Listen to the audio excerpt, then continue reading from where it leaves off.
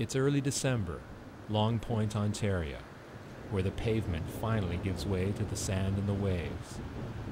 It's a major stop on the migratory superhighway for birds. The birds are carried here on the relentless winds off Lake Erie. It's quiet season now, but they gather here each spring and fall in huge numbers, attracting birders from all over the world. As director of programs at the Long Point Bird Observatory, Yusuf Attia knows this place well. Long Point is around a 40-kilometer long sand spit that juts out into Lake Erie. It's the longest freshwater sand spit in the world, and it really is the most remote place you can be in southern Ontario. As if to confirm his point, some deer make an appearance. Long Point is the first piece of land after the long flight over Lake Erie. Thousands of birds stop here to feed and rest each year. The observatory was founded in 1960. It's the oldest and most productive observatory in North America.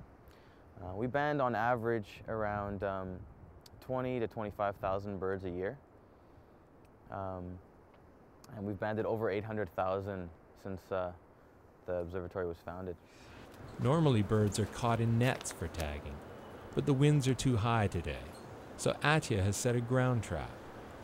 Just minutes after baiting the trap, he's caught a cardinal, just one of the nearly 500 bird species that have been identified on this skinny isthmus. It was the sheer numbers that first attracted Attia here as a volunteer. For a biologist, the variety is dazzling. It's a male.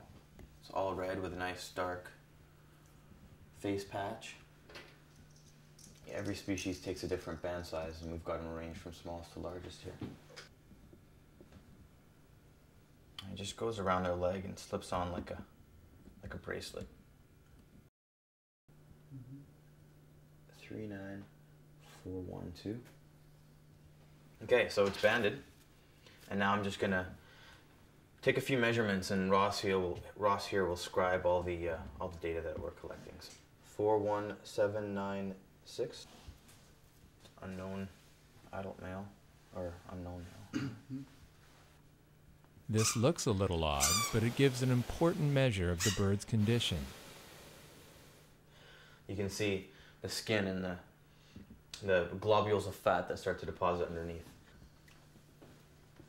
So we weigh the bird by placing him in this cup, which keeps him immobile.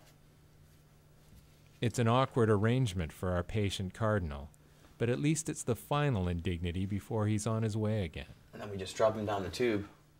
He lands on his feet and flies off.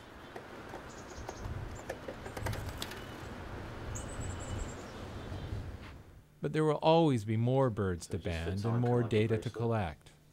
The information is essential to biologists trying to understand the place of birds in the ecology. It's quiet season at the observatory, but the Christmas bird count, which attracts dozens of volunteers to Long Point, is just weeks away.